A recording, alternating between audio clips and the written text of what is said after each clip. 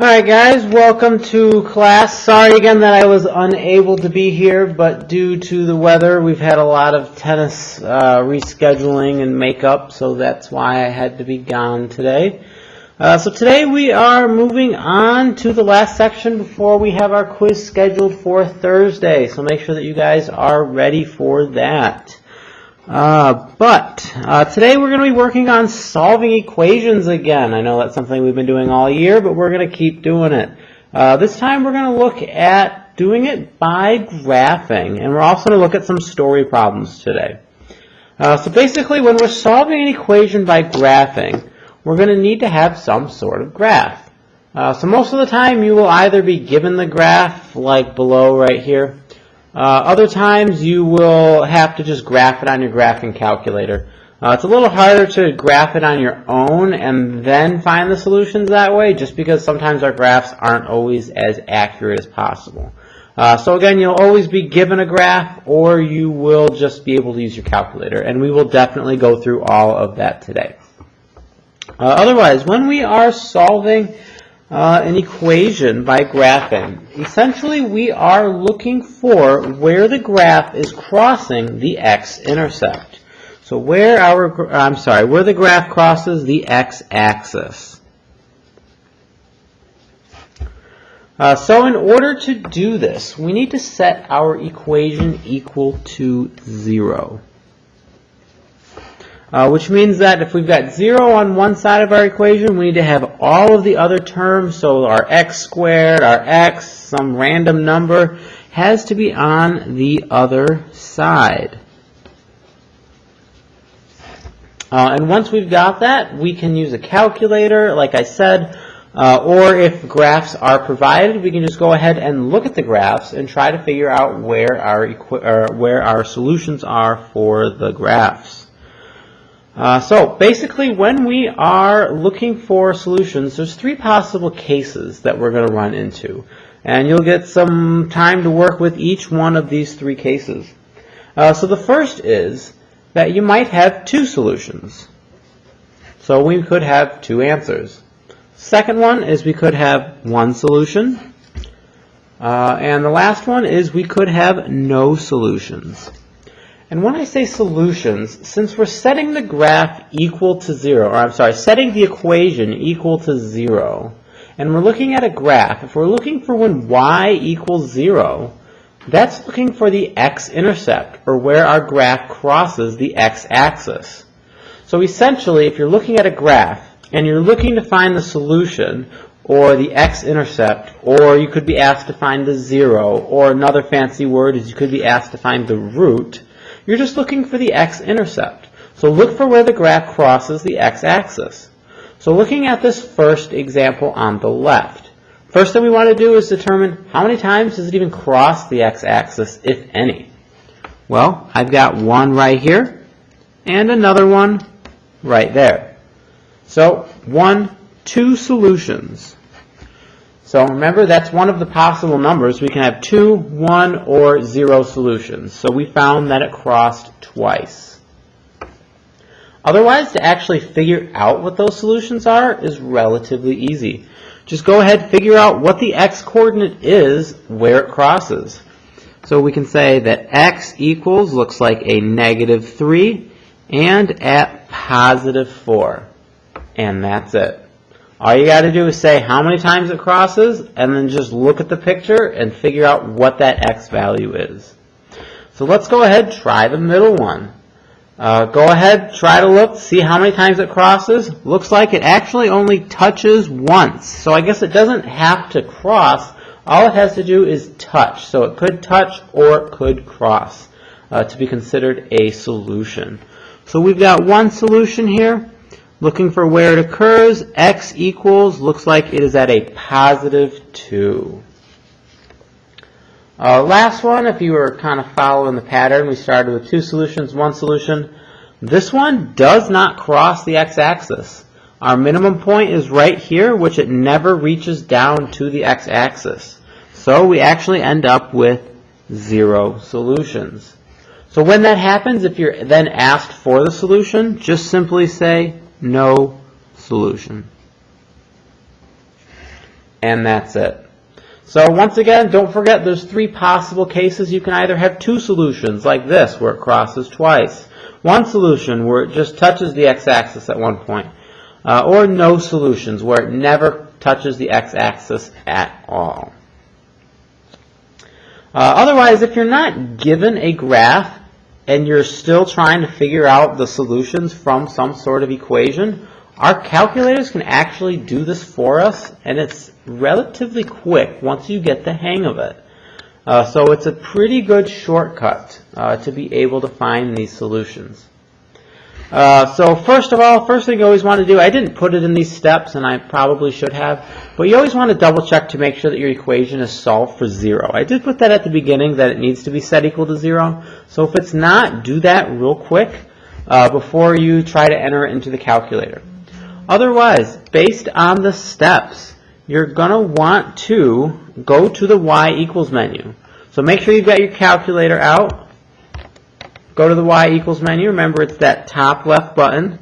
And go ahead and enter in the equation from this first example. So we're looking at an x squared plus 4x plus 3. You don't have to worry about the equals 0, because when we're looking for that in the calculator, it's going to do that for us. So all we need is the variables and the numbers. X squared plus 4x plus 3. Once you've got it in there, go ahead and hit, you're going to want to make sure that you have the proper window. So I usually hit the window button real quick, and I usually set it to the standard. So that would be -10 for the x minimum. X maximum, you're going to want it to be at a +10. For the y minimum, I usually put it at -10, and the y maximum a +10. So I'm going to go ahead and ask whoever's running the video to go ahead and pause it real quick. If anybody has a question on how to change their window, raise your hand, and either Ms. Hayes or Mr. Young can definitely help you out with that real quick. So make sure that everybody has the window before we proceed with the video.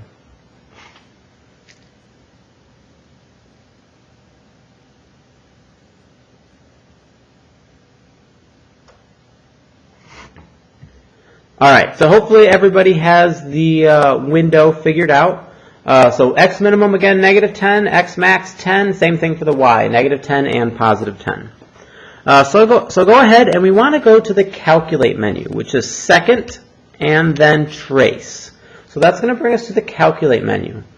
We're looking for the x-intercept, or what's called a 0. So we're going to look at option number 2. So you can either scroll down to 2 or just hit the number 2 on the calculator. And it's going to go ahead and graph the equation for us. So if we look at the graph, we can see that we do indeed have two solutions. So if you want, you can fill that in on your paper right now. Two solutions. Otherwise, if you look at the calculator, it's asking you a question. It's asking you left bound. And this means that it wants you to tell it where to look for the solution. So you should have a cursor that is flashing. So if you hit the left and right arrows, you should see it move. And what you want to do is, I always start with the solution on the left. So it's right about here. And you want to get your cursor somewhere to the left. You want to make sure that it's far enough to the left that it's not actually accidentally on the right. So better safe than sorry, I usually try to get a little bit of ways. And hit enter. So that's telling the calculator that's the left of where you want it to look. Next question is it wants the right bound. So you want to tell it where to look on the right side. So as long as you're to the right somewhere of where you know that x-intercept is, go ahead and hit enter again. It asks you a third question. You don't need to worry about this one, so just hit enter. And it's going to give you your answer. It's going to tell you that your 0 is at x equals -3. So you can go ahead and write that down. X equals -3. Put a comma because you're going to need another solution. And then you're just going to run through this again. So hit second, trace. We're going to hit option 2 to find our 0. And we're going to go through the same method, this time trying to find the coordinate for the one on the right. So as long as we're someplace to the left of it, Great. Cursor over, someplace to the right of it. Awesome. Skip the guess option, and it gives you your other answer of x equals -1. And that's how you can do it on the calculator. So again, be careful when you're picking that left and right bound. Make sure that you are safely to the left and safely to the right. If you mess that up, if you're not quite where it needs to be, it's going to shoot back an error. So if that does happen, raise your hand and ask Ms. Hayes or Mr. Young, whoever is subbing for me today, and they can most likely help you out to point out exactly where that went wrong. Otherwise, let's go ahead and try this second one, because there's something that I do want to point out about it. So first of all, it's not solved for 0, so we do need to do that. We need to move this -9 over to the left, so we can add 9 to both sides. So our new equation, x squared minus 6x plus 9 equals 0. Otherwise, we can go ahead and enter this into our calculator. So calculator back. Looks like we've got x squared minus 6x plus 9. Again, you do not have to worry about that equals 0. Our window is already set, so we don't need to worry about that right now. We can go back to the second trace menu to get to the calculate options. Same deal, option 2, and we can wait for our graph to appear.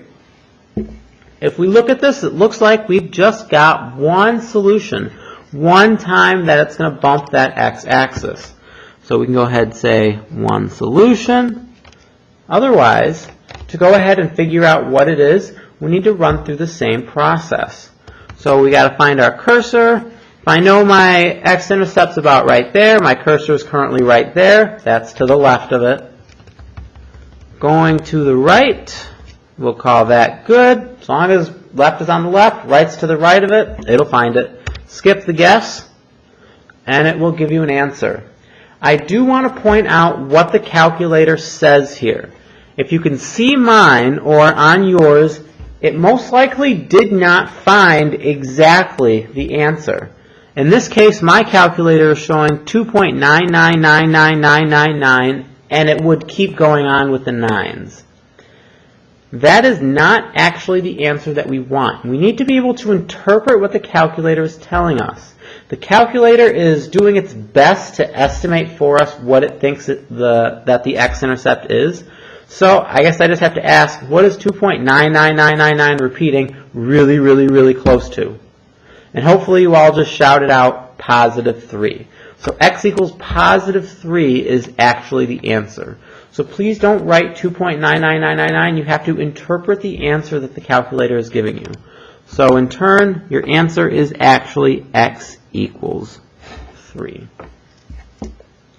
So again, at this point, I want to ask whoever's running the video to go ahead and pause it for a moment. So take about 3 or 4 minutes. Try these next two on your own. So go ahead, plug the equations into your calculator. Watch out for this one. Make sure you solve it first. And see how many solutions each of them have, and then actually what those solutions are.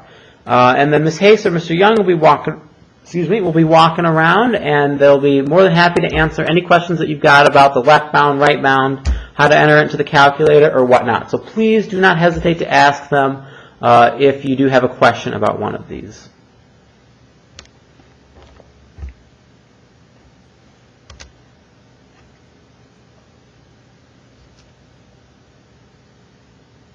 Alright, so hopefully you guys have gotten both of these done. I just want to run through them real quick. So we'll do the first one that's on the left, x squared plus 5.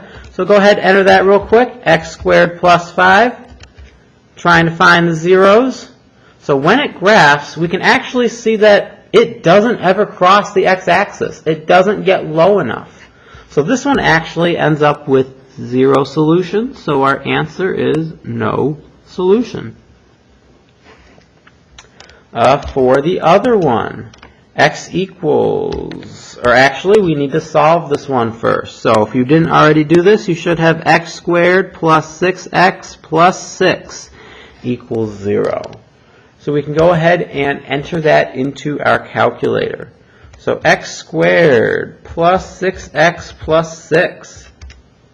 Still looking for those zeros. All right, same deal. Looks like I've got two solutions. So I always start with the one on the left. However, you're more than welcome to do whichever one you want first. So that looks like it's on the left of that first one. To the right of it. Hit enter one more time. And as you see, we did not get a very nice number. That is okay. That's why solving on the calculator is a lot easier for some of these, because we're not going to get a whole number like 3 or -1 or something like that. So we might get an irrational number or some random decimal. So I usually like to round these to 2 decimal places, so that's what I'm going to recommend you guys do for me. So we said 2 solutions, and the first one is x equals -4.73. Make sure that you guys round, so remember your rounding rules. Otherwise, other one, finding the 0.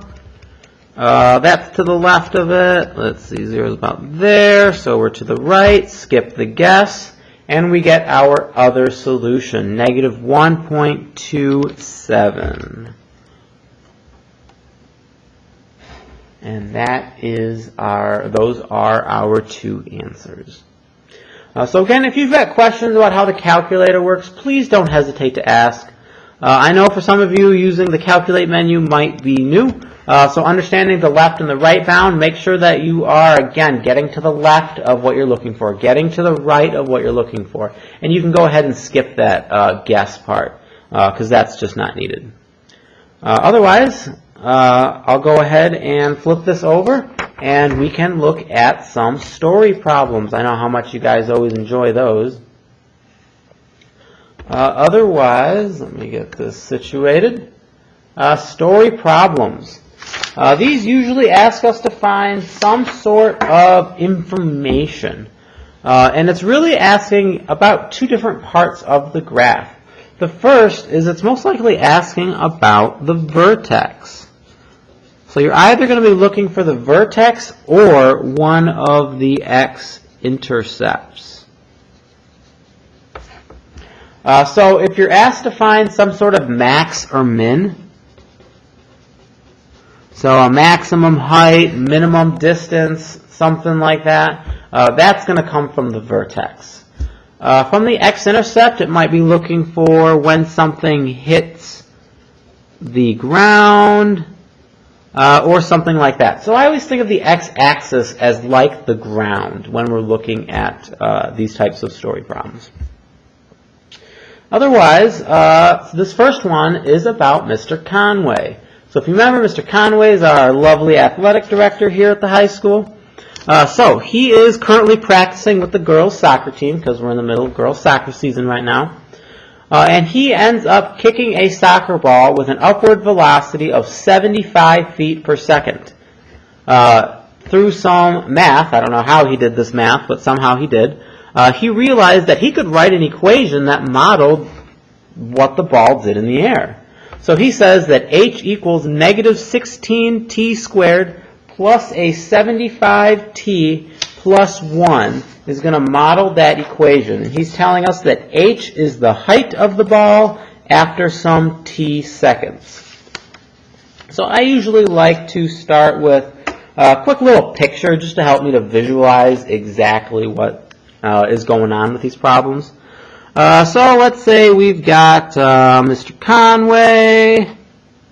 Let's see, he's in a good mood because he hit a ball going 75 miles an hour. So he kicks the ball. It's going up. It's going up. We'll call this the soccer ball. And then it's going to continue down on its path. So that is a pretty accurate sketch of what happens when Mr. Conway kicks a soccer ball. It's going to go up in the air, and then it's going to come down. So this is asking us, first of all, to find what the maximum height of the ball is. So that is part 1. But before we kind of get into that, quick reminder about story problems. Usually you're going to be using other variables than we're used to. So sometimes I also like to just write what those variables are that we're a little more comfortable with, and that's x and y. So for a lot of these, the h is going to be our y, and the t is going to represent our x. So when we're looking at a calculator, or if you're thinking just in general terms of x and y, h is your y, t is your x. and that usually just helps us to stay a little focused on what our variables are. Otherwise, if we're looking for the maximum height that the ball reaches, height, I said, was y, or it's this h. So we're going to look for the y part, and if we're looking for the maximum, I said that that is coming from the vertex. So we're looking for the y coordinate of the vertex of this equation to figure out how high Mr. Conway kicked the ball. So we can use our calculator to accomplish that for us. So we can go back to the y equals menu on our calculator, and we can go ahead and enter in that equation. So it's negative 16. Make sure you use the negative sign at the bottom of the calculator, not the subtraction, especially when it's at the beginning of an equation.